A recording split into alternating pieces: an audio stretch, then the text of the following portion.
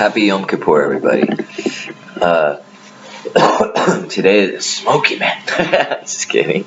Today is the day of the fast. I celebrated it with my Jewish brothers, my Jewish family, a couple days ago, 2 days ago now. Because they just go by the calendar. They have to schedule things ahead of time. But this is the only holiday, the Day of Shouts, the Yom Teruah, the Rosh, the Yom Kippur. Hello. It's late at night. I've been listening to a lot of stuff. I just watched a Kanye West interview with Tucker Carlson that was very surprising. So, last episode, and I call these episodes for some reason,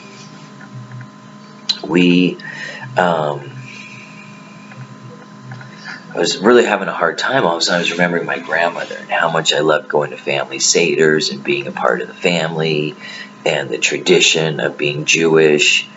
And I got real emotional for a second all of a sudden because I had felt this really warm feeling going to temple with my friend Josh Levinson and telling me to go. And I was like, whatever. But I met, like I said, these two brothers, Andy and Matt. I feel real happy. And I ended up just chit-chatting with Andy, and we've really connected. And I feel like, oh, man, I'm so happy about that. And I want to focus on the Bible here, obviously, but I kind of feel like it relates to temple or church business somewhat. So, the first coming of Yeshua the Messiah, he came as a suffering servant. The next time he's going to come as a conquering king when he returns. And he did promise to return. And that return could be any moment if you look at the biblical signs. And that was one of the things that he said, is that if you guys really knew the scriptures, you would know who I am. And my friend Mark was asking me, well, what's the difference between the Jews and the Christians? It seems the same to me. I don't understand. And then Andy asked me, he's like, well, are you one of those Jews for Jesus? And I never felt comfortable with that. Like I said last year, growing up, I never knew anything about Jesus, and we would never say his name. It's not like Hitler. We talk Hitler, oh, we this, that, whatever, and everyone's Hitler. Oh, this guy's the new Hitler. That guy's the new Hitler. And it seems like there's a dichotomy. Jesus, ultimate non-sinner. Hitler, ultimate sinner, killer of Jews. And a lot of people consider Haman from the book of Esther to be like a precursor to Hitler. Except, you'd have to believe that Hitler actually died, which may or may not be true, in the bunker. And it's interesting. Like I said, we're living in interesting times. I want to focus on how much my grandmother meant to me and being part of the family, and how I got that family feeling back going to temple. And it was like the first time I felt like someone cared about these issues I've been going through here in town, and I felt like I related to the people there like family. And that's what this book is about. The book is a land grant, as I've been saying. This is a title deed to some land in the Middle East along the shores, the eastern shores of the Mediterranean.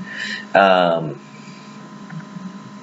that's why the Muslims are so adamant about driving the Jews into the sea and out of the land of Israel.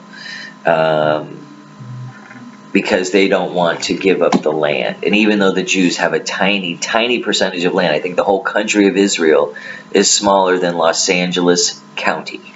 So that's amazing when you think about that. And surrounded by millions and millions of square miles of land controlled by the Muslims. And yet, the Muslims inside of Israel are the women who can drive, the people who vote in a foreign country, who aren't taxed as a dhimmi with a higher percentage rate because they're non-Muslim. And it's not just Muslims, it's a whole satanic crowd that worships not God, not the God of the Bible. And I feel like Kanye West right now, I've got to be very careful about my words and what I say.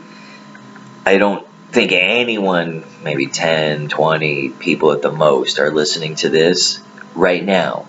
But one day there will be a lot of people who watch and listen to this, and I want to make sure I'm a good example. So, because of Andy talking to me, I really thought deeply about what Temple 420 is all about. Like I said, my cousin Matt helped me start this years ago, and he was in it for the money.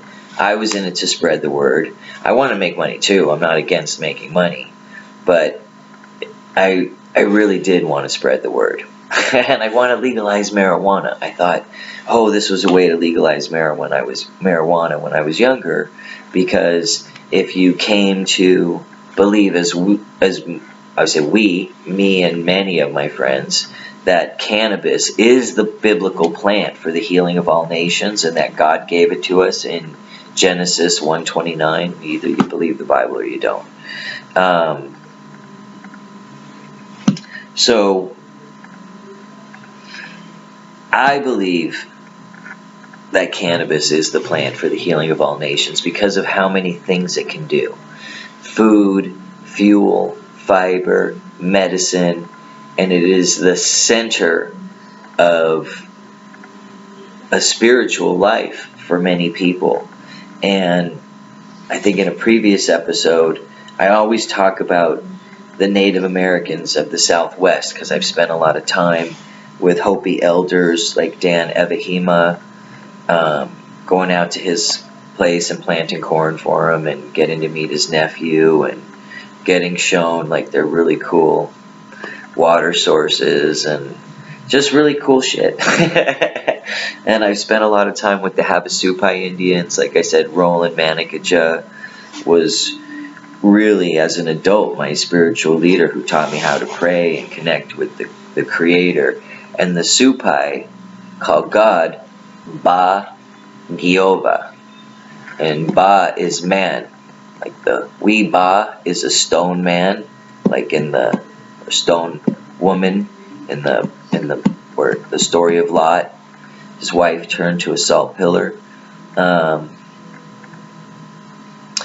So we is stone and Ba is man, and Giova, Ba Giova, is man's creator. It's exactly who we're talking about in the Bible here too. So even though they don't put suits on to pray, in that religion we humble ourselves. We just go in shorts with other men and hot rocks into an earthen shelter that encompasses water, green, red earth, and the stones, these different elements, and heat and fire. And we bring that together to purify ourselves through a process of sweating, which is a purification process because it removes toxins from your fatty cells and from your body, and it's helped me for healing. I haven't been to a doctor since I was 20. All I do is the sweat lodge. So, and I read Google and try and take care of my physical health, mental health, by eating properly. Oh, and speaking of which, so today is Yom Kippur. Now, when Jesus, Yeshua, the Messiah, came on the first coming, he came on Passover. He was the sacrificial lamb, and he fulfilled all of the spring holidays. When he comes for a second time, people have said, because he said he'll come like a thief in the night, it'll be like a wedding, a Jewish wedding, and it'll be at a time that no man knows the day or the hour. And this holiday, Rosh Hashanah, is the only Jewish holiday that no man knows the day or the hour, because it's only when two reliable witnesses witness the crescent moon, the new moon, in this month, that we begin the Rosh Hashanah, the new year, the Yom Teruah, that we blow the shofar. Oh man, you should have seen the rabbi blow the shofar. We do have a good rabbi at this Temple Shalom here in Wheeling. It's like surprising how awesome Wheeling is for such a little city. So, how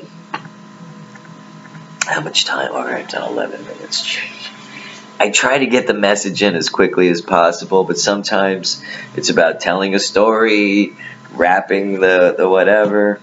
So the story I want to tell today is a continuation of the story I was telling the other day about family and about being welcome and about this book. Besides being a land deed, this land deed is promised to Abraham. That's the Abrahamic covenant.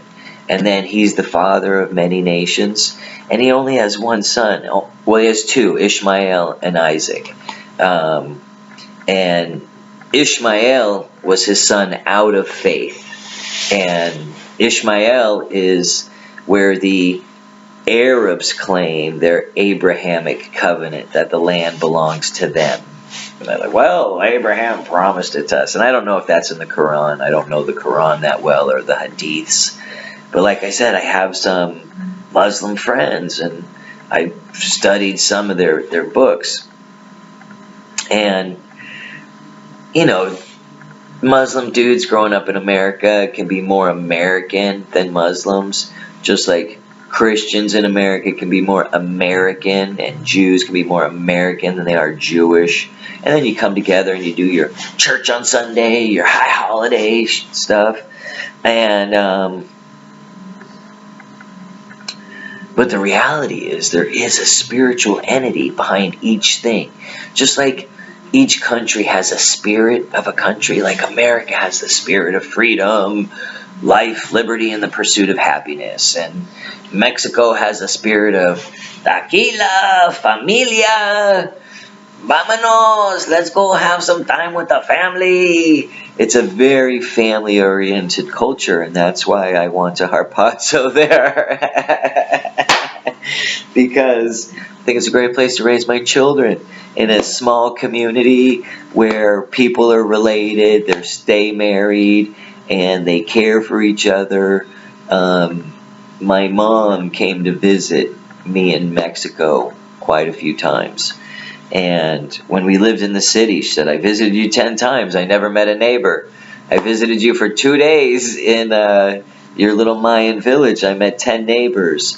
And that's the difference. In these small communities, you live a more biblical existence where you know and count on and depend on, and you're there for your neighbors.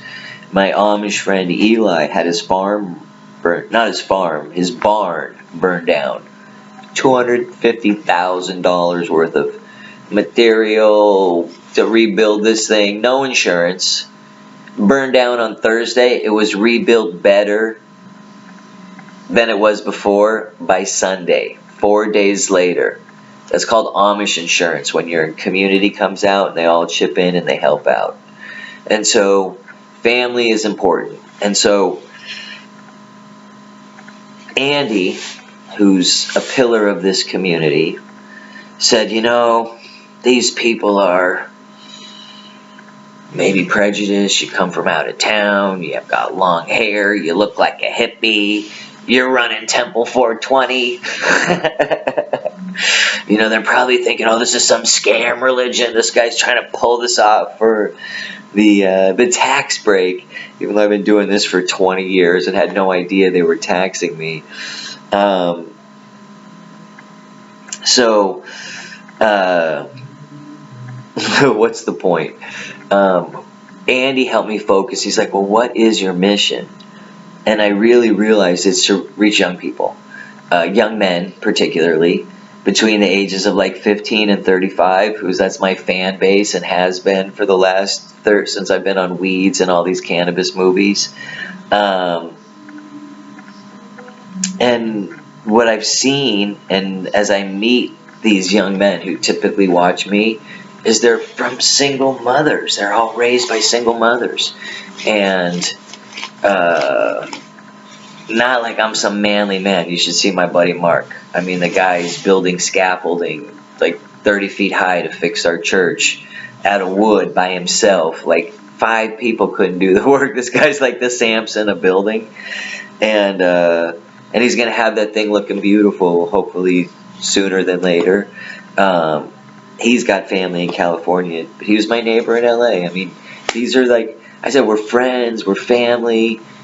You know, when his dad dies, I don't care where I am in the world, I'm going to be there for him. And, you know, and that's what real friends do. Same with my buddy Jono. I mean, I don't know if I'll be at Jono's for parents, but I mean, I'll be calling him. And when Esai's mom died, I tried to be there for him and be there when Iris was alive. She was a really nice lady, and spend time with her. You know, we have even John Flanagan. Fuck, it's so funny. All my friends are named John. John, Mark, Matt. I'm so glad I finally got an Andy in there. Anyway, so he said, what's your mission? And I'm like, it's reaching these young people, these fucking fatherless kids.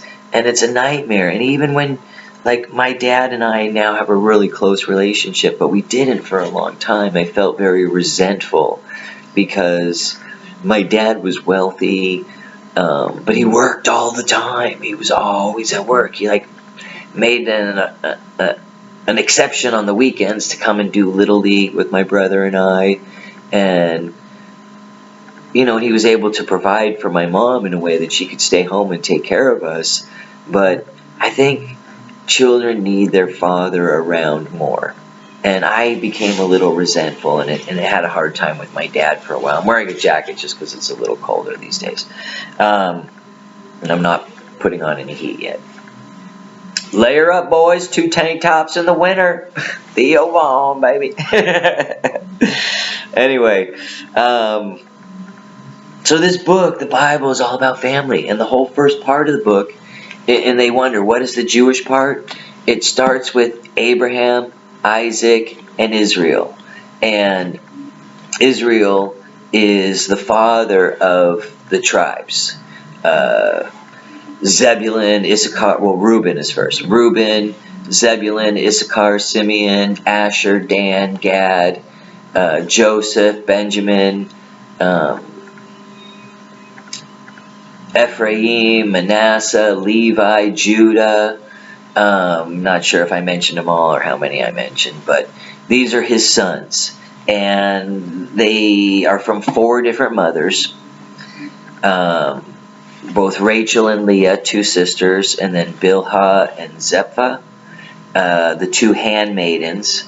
And yet all the brothers came together and were one people. And we were one family. And what happened was Joseph, they sold their brother into slavery, their own brother, just like Judas did to Jesus for 30 pieces of silver, except they sold him to the Edomites, descendants of the Ishmaelites, but living in the land of Jordan by Moab, who were traveling caravan salesmen heading to Egypt to do business. And they were jealous of their brother who dreamed of them bowing down to them. And he didn't mean it in a mean way, but it really happened. He dreamed it. And even his father rebuked him. He goes, what, even your mother and I should bow down to you? When he told the dream of the sun and the moon and the stars. And eventually it came true. They did bow down to him when they came to him for food because they were starving. because Joseph was a dreamer, and after being in Potiphar's house and falsely accused of a crime, which he should have been put to death for, but Potiphar knew his wife was a biatch. And he really loved Joseph as a son, and he knew Joseph was touched by God because everything Joseph touched was blessed. But Joseph's life was still hard, and he went through all these troubles. And that's what happens when you come to have faith in Yeshua the Messiah and realize here was the physical representation of the Word on earth manifest as a human who could heal the blind, heal the deaf, make the lame walk, and raise the dead. Hello, I don't know. The Jewish people really believe in a resurrection. Ezekiel, 37, talks about the dry bones coming back to life in Israel. And that includes a spiritual revolution or a revival of the people coming to the Messiah, searching for the Messiah and saying, "Blessed is he who came in the name of the Lord," which is Yeshua HaMashiach. So he came in the name of the Lord and was murdered for it. And like he told in the parable, imagine what the Father will do. He's talking to these Pharisees, Pharisees were really rule keepers. The Sanhedrin were the temple keepers. And Nicodemus was one of those guys. And that's what's so funny. So the Jewish people I know don't know anything about the New Testament, really, or kind of what they've seen on TV movies and stuff. Like, well, it's all Jews. They look like us. Let me check it out. And then Kanye's talking about the Kushners, about they're a bunch of venture capitalists. They were fucking Trump over, in his opinion. He doesn't know that for sure, but his experience of these low-life scums is that they just are in everything for the money, for the buck, and that there's no spirit in there, there's no heart in there. And that's why I never wanted to be a not-for-profit church where they're like, there's no spirit, there's no heart in there, they're in it for the money.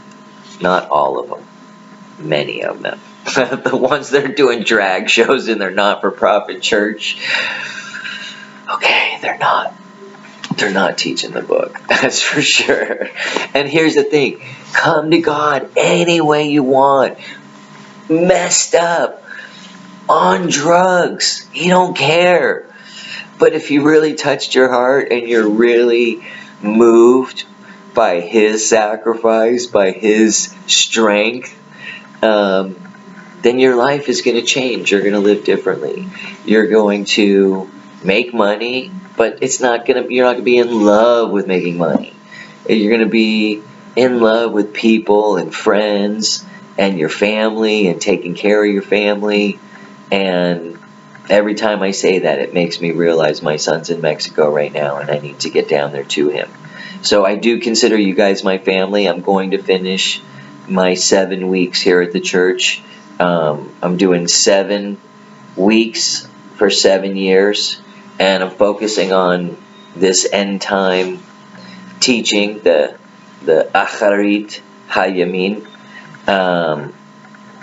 and what Jesus came to do, the Messiah in the first coming, was,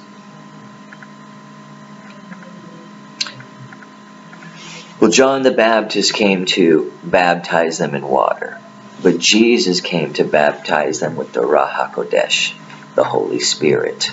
And like I said, what's so funny about me going to the temple and hearing Elohim, Adonai, it's all fucking plural. Who are these other gods that we have? Because we say Shema Yisrael, Adonai Eloheinu, Adonai Echad. Listen, Israel, hear, O Israel, our God is the God. And He's only one God. There's only one. But yet, we call Him plural. And He says, shall we go down and make people in our image after us? Elohim, I am ending in His Hebrew, is plural. So, I don't know. None of us is perfect. I'm doing my best not to sin anymore because my life has been changed by the Messiah. And I keep getting challenged and arrested, and I'm trying to handle it in a more mature Christian fashion with joy and count like you're persecuting me for teaching the Bible. Okay, like, sure, count that as joy for me, I don't care. Like, at first, I felt so offended and so pissed off that they could think I was faking the Bible to legalize marijuana. Now marijuana's been legalized everywhere. Hemp is legal. I have no question breaking the law. And now they're like, well, you're not for profit. Well, we don't like your name, Farm Direct. That's my LLC. We do business. Before I was Hemp Incorporated, doing business as Temple 420. Now I'm Farm Direct LLC, doing business as Temple 420, or promote, whatever, preaching as Temple 420. It hasn't been easy for sure, but I meet the coolest people. I have the coolest life. I have no complaints. I mean, I complain maybe all the time because I'm Jewish, but I try to go through these trials and tribulations with joy and sharing the word that as I understand it with you guys, so that you can be saved from this BS and take care of your family and your friends. How much time did 20? Okay, so I haven't quite gone over 30 minutes yet. Anyway, I'm so grateful just for this opportunity. And part of what helped me overcome, like, because I became a believer in Yeshua, my family very much, especially my Uncle Jack, he was like, how can you, I heard that, do you realize how those Christians have been killing us for years? And I'm like, Christianity is really just another Jewish sect or cult. And if this book is a land grant, and Yeshua really is the Messiah, which I know he is, then the Christians, the real Christians, understand this is a land grant and this is their inheritance too. Not only the word that helps build community, but the promise of the land. That's all of our land. And I personally think we need to go take that motherfucking land, just like the early Israelites, and not get caught up in idol worship and interbreeding with the Canaanites. But it probably sounds like I'm promoting some kind of genocide, and they'll say I'm a homicidal maniac. But God gave it to us. Let's go follow his commandments and get our land. That's all I'm saying. I'm happy here. I love it here. I have my own land here. I'm committed for 7 years, guys. Here we go. Wheeling, West Virginia. But in the meantime, I'm slipping away to go take care of my kids in Mexico. You take care of your friends and family. God bless you guys. Thanks for listening. Craig X, Temple 420. Woohoo! I don't know why I did that one. That's like the devil sign. I meant to do that one. Or this one, hang loose. Yaha, brah. All right, guys. Oh yeah, I'm fasting. I'm going to share this really quickly. I've tried to fast for Yom Kippur since I was a teenager for like 40 years, and every year I broke the fast.